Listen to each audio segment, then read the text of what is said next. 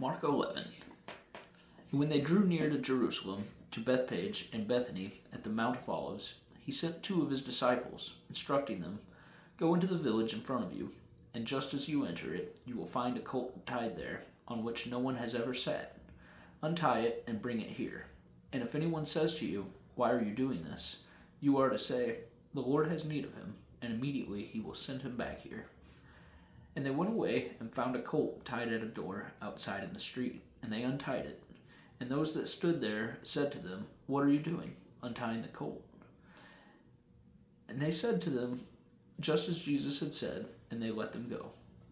And they brought the colt to Jesus and put on it their garments, and he sat upon it. And many spread their garments upon the road, and others spread branches which they had cut from the fields. And they that went ahead and they that followed cried, "Hosanna! Blessed is he that comes in the name of the Lord.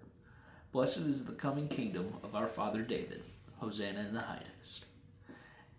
And he entered into Jerusalem and went into the temple. And when he had looked at everything, it being now evening, he went out to Bethany with the 12. And the next day, when they left Bethany, he felt hungry. And seeing in the distance a fig tree in leaf, he went to see if he could find anything on it. When he came to it, he found nothing but leaves, for it was not the season for figs. Jesus addressed it, "Henceforth, no one will eat fruit from you again." And his disciples heard it. And they came to Jerusalem, and he entered into the temple, and began to throw out those that sold and those that bought in the temple, and overturned the tables of the money exchangers, and the seats of those that sold the doves. And he would not permit anyone to carry any merchandise through the temple. And he taught and said to them, "Is it not written, 'My house shall be called a house of prayer for all nations'? But you have made it a den of thieves." And the chief priests and the scribes heard it, and sought a way to destroy him, for they feared him, for all the crowd were astonished at his teachings. And every evening he left the city, and as they passed by in the morning, they saw the fig tree withered away from the roots. And Peter, remembering, said to him, "Rabbi, look at the fig tree which you cursed. It is withered away." And Jesus, answering, said to them, "Have faith in God.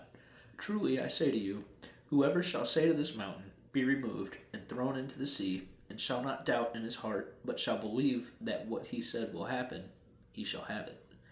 Therefore I say to you, all things whatever you pray and ask for, believe that you will receive them, and you shall have them.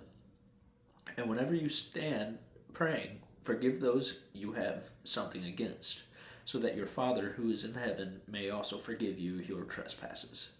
But if you do not forgive, neither will your Father who is in heaven forgive your trespasses." And they arrived in Jerusalem, and as he was walking into the temple, there came to him the chief priests and the scribes and the elders. They said to him, "By what authority do you do these things? Who gave you authority to do these things?"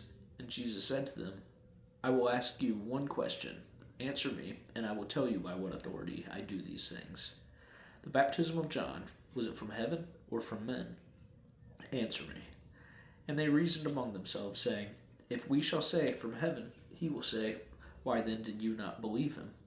But if we say, 'From men,' they were in fear of the people.